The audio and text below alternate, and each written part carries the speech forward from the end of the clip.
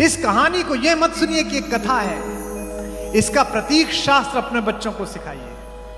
मुझे नोएडा के एक बहुत बड़े बिल्डर हैं, एक दिन उनका फोन आया मेरे पास, दूसरी लहर की बात, कुमार भाई वो जो हमारा सैनिक फार्म में फार्म हाउस है वहां अपने अपने राम कराना है 3 दिन का। 4 वर्षों से सोच रहा था, अब जाके ऐसी स्थिति आई है।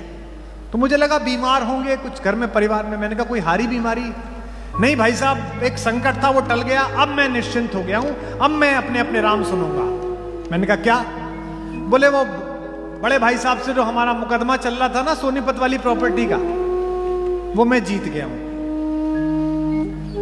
भाई से मुकदमा जीतकर भरत और राम के प्रेम की कहानी सुनना चाहते।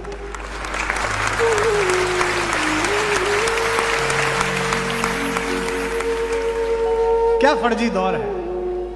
फेसबुक पे 5000 दोस्त हैं और सगे भाई से बोलचाल बंद है। मुझसे लोग पूछते हैं कि आपको क्या मिलता है? जो पैसा आता है वो तो भारत कुलम में चला जाता है, तुमको क्या मिलता है? बताऊं आपको मेरा पारिश्रमिक।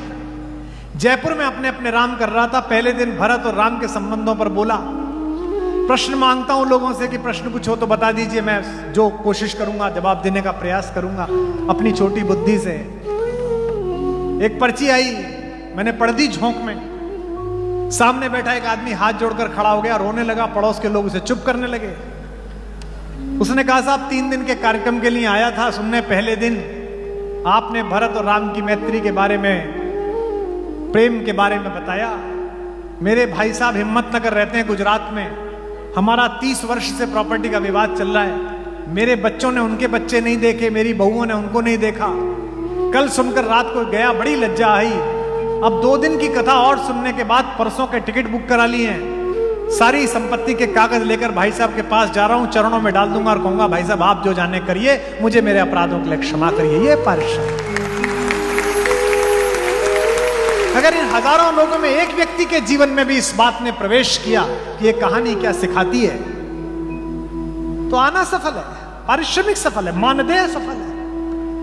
क्यों चुना विश्वामित्र ने राम को? यह कहानी प्रतीक की है, सिंबल की है। कोई भी बात इसमें ऐसी नहीं है जो कहानी के नाम पे सुना दी गई। विश्वामित्र से कहा 15 साल का मेरा लड़का है, महाराज इसे क्यों ले जा रहे हो? मुझे ले चलो, मेरी सेना ले जाओ। लेकिन विश्वामित्र तो जानते थे किसे ले जाना। विश्वामित्र ने कहा हे दशरथ, हे रघुवंश के राजा, मैं तुम्हारे इसी बेटे को मांगने के लिए इसलिए आया हूं कि 4 चीजों में से एक भी चीज किसी की जिंदगी में आ जाए तो उसका दिमाग खराब कर देती है, पागल कर देती है। कौन सी चीजें? पहली यौवन, जवानी जवाती है। जमीन में पैर मार के पानी निकालता है आदमी, हमने भी निकाला है, आपने भी निकाला होगा। यही वो दिन है कि छत पे नंगे बदन टहलते थे, यही वो दिन है कि छाती में खांसी बैठ जाती है। जब जवानी आती है तो पागल हो जाता है आदमी। दूसरा धन, जब पैसा आ जाता है तो आदमी पागल हो जाता है। ये बच्चियां बैठी हैं हमारी बेटियां, ये बहुत ब्रांड के चक्कर में है। लंदन जाओ तो पूरी सेल्फ रेजिडेंसी ही भरी हुई है, यहां प्राडा है, यहां गुची है। लेकिन जो दुनिया का सबसे बड़ा ब्रांड बना उसने कुछ नहीं पहन रखा था, एक वलकल पहन रखा था, चप्पल तक नहीं थी। वहीं की लकड़ी तोड़कर बनाया हुआ एक धनुष था, जंगल की लकड़ी से बनाए हुए बाण थे, और जिससे लड़ा उसके पास सब कुछ था। तो दूसरी चीज होती है धन, और तीसरी चीज होती है संपत्ति, वही खानदानी रईस। इसका लोभ नहीं छूटता। हमारे एक मित्र हैं, मुझे एक साधु से मिलाने ले गए। बड़ा सम्मान है साधुओं का, जीवन दे देते हैं लोग बाग, सन्यास ले लेते हैं। मेरी तो हिम्मत अभी तक नहीं हो रही। मन बीच में उमगता है कि छोड़ के चलूं, तो कुछ ना कुछ सामने दिख जाता है, पुत्री की शादी, भारत कुलम, और फिर अचानक रात को जागता हूं कि पता नहीं किस दिन सुबह उठ के कपड़े छोड़ के दूसरे पहन लूं। लेकिन बड़े लोग हैं जो छोड़ देते हैं। तो मैं गया साधु से मिलने, वो बहुत बड़े उद्योगपति थे, अचानक साधु हो गए।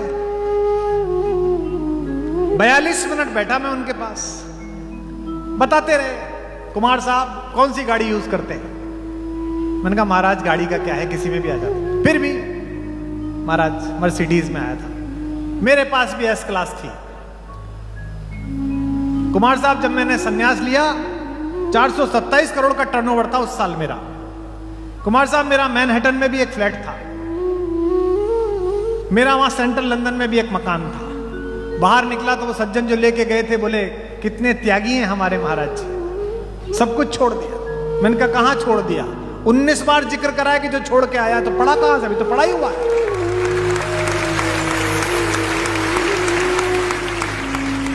जरा सा काम करते हैं धर्म का, जरा सा दान करते हैं, पहले फेसबुक पे लिखते हैं। देखिए आप, और वो जिसके लिए मैं बैठा हूं, उसके राज्याभिषेक की पहली संध्या में अंधेरे कक्ष में उसके पिता ने बुलाकर कहा कि बेटा एक अनहोनी हो गई है, मैं तेरा अपराधी हूं। रोने लगे दशरथ। आप सबके बच्चे पढ़ने गए होंगे, मेरी भी बेटी पढ़ने गई थी, मैं खुद छोड़ के आया। जब उसे हॉस्टल के गेट पे छोड़ा 7 दिन वहीं रहने के बाद, तो पलट के नहीं देखा मैंने उसे, क्योंकि मैं देख ही नहीं सकता था, मैं रो रहा था। हवाई जहाज में रोता रहा। शुरुआत के छोटे छोटे फंक्शंस में उसकी याद आती रही, सामान्य बच्चे की, जिसके घर त्रैलोक्य का सबसे सुंदर बच्चा पैदा हुआ, 15 वर्ष की आयु में ऐसा हो, उसे जंगल भेजने की बात करी जाए 18 वर्ष की आयु में, तो पिता का कलेजा कैसा फटा होगा। आध्यात्म रामायण में तो दशरथ यहां तक कहते हैं कि तू सर्वोच्च सेनापति है सेनाओं का, चल मैंने कैकेयी को वचन दे दिया, पर तू एक काम कर, मुझे गिरफ्तार करके जेल में डाल दे, इससे मेरा वचन भी पूरा हो जाएगा, और बेटे तू मेरी आंखों के आगे भी है। लक्ष्मण कहते हैं कि पुरुषार्थी बनते हो, कहते हो मैं धर्म की संस्थापना करूंगा, घर में अधर्म हो रहा है, ये क्यों लटकाए घूम रहे हो, धनुष को उठाओ। क्या अद्भुत बात कही है मेरे राघव ने, मेरे राम ने। मैं सोचकर रोता हूं इसे। कहते हैं सौमित्र, लक्ष्मण किस पर धनुष उठाऊं? रघुवंशियों की परंपरा की प्राण जाए वचन न जाए, उसका पालन करने वाले अपने इस पिता पर। और अगली बात राम का चरित्र बताती है, या पाप भी जिसके अस्तित्व की सीमा से बाहर खड़े होकर हाथ जोड़कर पड़ा रहता है, उस अपने नीतिज्ञ छोटे भाई भरत पर बाण उठाऊं, किस पर आ रहा है? दुनिया में किसी इतिहास में आपने नहीं देखा होगा कि एक सिंहासन 2 भाइयों के बीच 14 साल फुटबॉल की तरह घूमता रहा, क्योंकि एक परंपरा है जो अपने भाइयों का सर काट देती है, पिता को जेल भेज देती है एक टुच्चे से राज्य के लिए। और एक परंपरा हमारे राघव की है, जिसमें एक भाई कहता है कि पिता ने कह दिया तो ये चला जंगल, और दूसरा भाई कहता है कि नहीं, ये भैया का शासन है, इस पर मैं बैठ नहीं सकता, इस पर भैया की चरण पादुकाएं रखी जाए।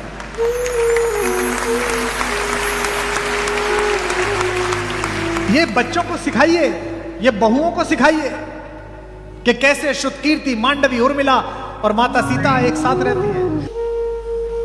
जरा सा काम छूट जाए, लोग आत्महत्या कर लेते हैं। आईआईटी में बच्चे की रैंकिंग नीचे आई, बच्चे ने आत्महत्या कर ली, नौकरी नहीं लगी, डिप्रेशन में आ गया। क्यों? बाकी सब सुना था बेटा, राम कहानी नहीं सुनी थी। अन्यथा सोच के देखिए, कौशल्या ने बुलाया, बेटा क्या हो गया, शहनाई बंद क्यों हो गई, लोग रो क्यों रहे हैं, तेरा राज्याभिषेक है। तो राम ने यह नहीं कहा कि मां मेरा राज्य छीनकर भरत को दे दिया। राम ने जो बात कही उस पर 1000 सिंहासन कुर्बान किए जा सकते हैं। राम ने कहा, मां पिता ने मुझे जंगल का राज्य दे दिया।